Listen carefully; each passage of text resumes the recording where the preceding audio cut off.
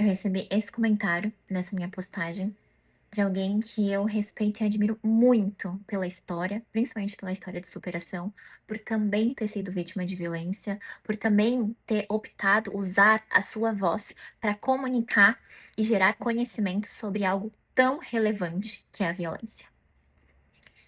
Eu acredito que não tenha sido uma crítica, mas mais uma opinião. E isso me fez pensar.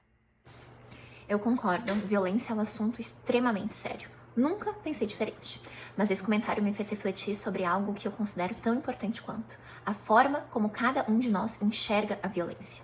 E isso depende. Depende da nossa história, depende das nossas vivências, da nossa formação, do ambiente em que crescemos, da nossa profissão, das pessoas com quem convivemos e até das experiências que a gente carrega. Por isso, eu respeito profundamente quem olhou para aquele vídeo e enxergou algo diferente daquilo que eu comunicava. Porque olhares diferentes são extremamente importantes, eles enriquecem qualquer debate. Inclusive, eu acredito que precisamos de diferentes pessoas falando sobre violência de diferentes formas, porque nós também somos diferentes. Sempre haverá alguém que se identifica mais comigo, outros com você, uma comunicação técnica ou uma comunicação emocional, ou uma linguagem mais leve, mais natural. Isso é bom. O objetivo é que cada vez mais pessoas consigam conhecer a violência antes que ela chegue ao extremo. Mas existe um ponto que eu gostaria de compartilhar, principalmente com os profissionais que trabalham diretamente com pessoas. Eu nunca tinha contado isso publicamente. Eu também fui vítima de violência.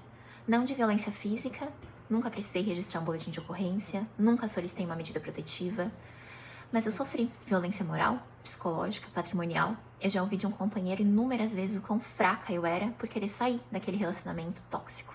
Já ouvi do pai dele que eu não tinha permissão para ir embora. E durante muito tempo, eu nem me permitia ocupar o lugar de vítima, porque eu comparava a minha história com aquelas que apareciam na televisão, com os casos que hoje originaram novas leis ou endureceram as que já existiam, com aqueles casos que eu via nos processos. Eu pensava que aquilo que eu vivi não era grave o suficiente. Hoje eu sei que milhares de mulheres fazem exatamente a mesma comparação. E é por isso que tantas demoram para reconhecer que sofrem violência. Agora eu quero trazer esse episódio para um outro lugar. Um lugar que faz parte do meu trabalho. Além de ser formada em Direito, estudar esse tema há anos, ser assessora jurídica, uma parte importante da minha atuação agora é orientar profissionais sobre o atendimento humanizado. Existe um princípio que para mim é inegociável, que é o não julgamento. E quando eu falo em não julgamento, não estou falando de apenas críticas explícitas. O julgamento também acontece quando nós concluímos o que a outra pessoa sente apenas pela forma como ela fala. Uma vítima ela pode sorrir enquanto conta uma violência, pode rir de nervoso, pode rir porque finalmente conseguiu falar sobre aquilo, pode sorrir porque encontrou um ambiente seguro, pode contar a história sem chorar e isso fazer com que ela sorria. Pode chorar ao falar de algo que aparentemente parecia pequeno. Nenhuma dessas reações por si só nos autoriza a concluir o tamanho da dor daquela pessoa. Se um profissional parte dessa conclusão, ele deixa de escutar para interpretar. E quando isso acontece, existe um risco enorme de invalidar uma vítima sem sequer ter percebido. Foi isso que me fez refletir sobre aquele comentário. Entendo perfeitamente porque algumas pessoas olharam para o meu sorriso e concluíram que eu não estava tratando o assunto com a seriedade necessária.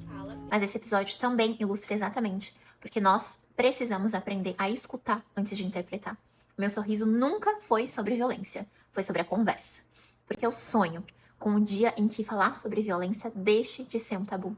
Em que uma mulher consiga dizer isso aconteceu comigo sem sentir vergonha, sem comparar a própria dor com a tragédia da outra mulher e sem acreditar que precisa esperar a violência piorar para só então reconhecer que ela existe. Eu não normalizo a violência. Eu quero é que normalizem conversar sobre ela, porque essa conversa que salva vidas.